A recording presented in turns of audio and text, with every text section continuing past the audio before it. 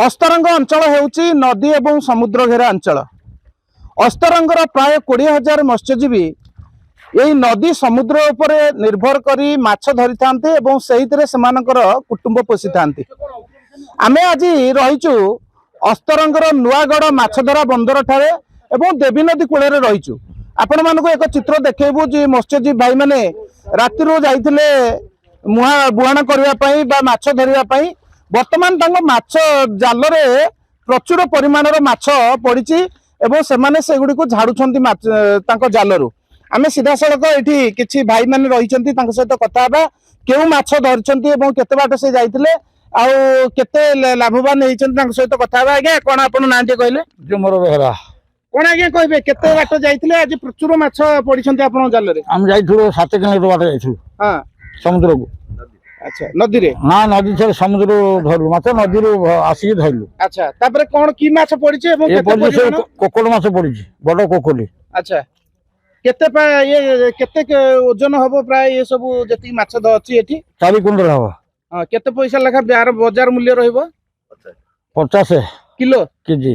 तेणु आज लाभवान हेइछन्ते आपण माने? आया निश्चित भाव में प्राय 4 क्विंटाल रो माछ ए जाल रे पड़िथिबा बेले से माने आज लाभवान हेइछन्ते। आ जने भाई रहिछन्ते भाई कोन कहबे केमती ए माछ धरले आपण केमती जानि थांती ए माछकर केमती रहिछि जे माने आसी थांती को समय रे पकेले माने पड़ी थांती आर कोन टेक्निक कोन रहितै? आ टेक्निक माछ रटा आइ आसीबो माछ कळा मारि के देखा दिबो हमकु आमे जाल ताकू घेरेबु।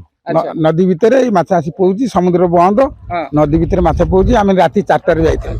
अच्छा कोन जुआर एवं भट्टा जो रहिछि सेही समय रे माछ रा आसीबार गोटे प्रमुख समस्या थाए समय थाए पानी जुआर बेले माछ समुद्र रो आउछि। अच्छा हां आमे मन मर रहउछि ठकै कि जते नदी भितर पहुची मारिलु आ मारले। हां तेणु आज खुशी अछन्ती एते गुडा माछ धरा हे जे? हां भारी खुशी आज हां निश्चित भाव में आप शुणुले जो भली भाव भाई मान कहते जाल आज प्रचुर परिमाणर कोकोली प्रजातिर गोटे माछ आज ये धरी या नहीं बाजार रे बिक्री करेंगे और बेस 2 पैसा लाभ ने।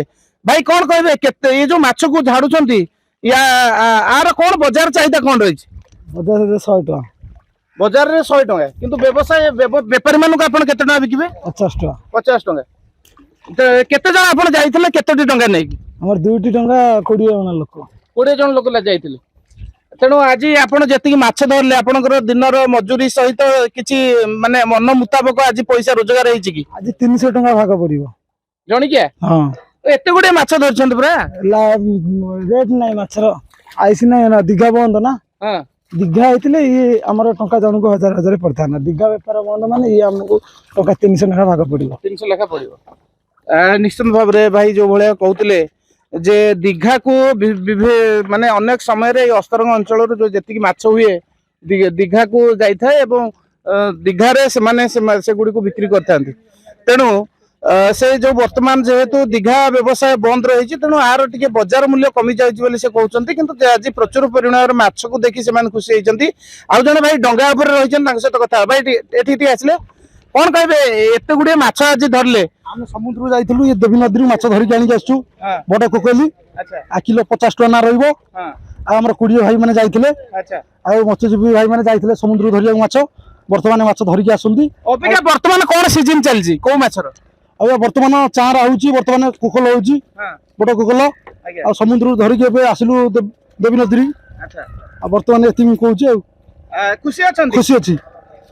निश्चित भाव में आपण मैंने शुणुले जो भली भाव में मत्स्यजीवी भाई मैंने ये जो गोटे ट्रे रखा जाइए ट्रे भितर माछ रही मैंने सीधा साल देखिपे केटे सुंदर माछ रही माछ गुड़ी को से आज सका जाकि नदी धरी एगुड़िक संपूर्ण भाव में फ्रेश माछ रही कौन केमिकल दि जाए ना कौन बरफ दि जाए ना।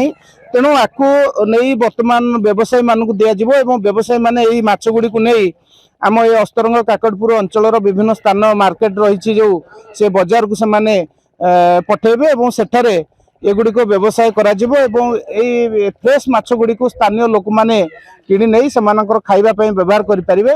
तेणु एई भली गोटे चित्र आमे आपन को देखैलु कि प्रत्येक दिन मत्स्यजीवी मानकर एई भली भाबरे से माने राति अधरु समुद्र बा देवी नदी को जाई थांती सेठारे माछ धरिया पई से मानकर जाल डंगा को नहीं जाई थांती। आज जेतेबेले जाइथिले तांको जाल रे प्रचुर परिमाण रे कोकली माछ पड़ी ताहाकु नहीं मत्स्यजीवी माने खुशी व्यक्त कर अस्तरंगर नुआगढ़ अंचल लोकनाथ स्वाई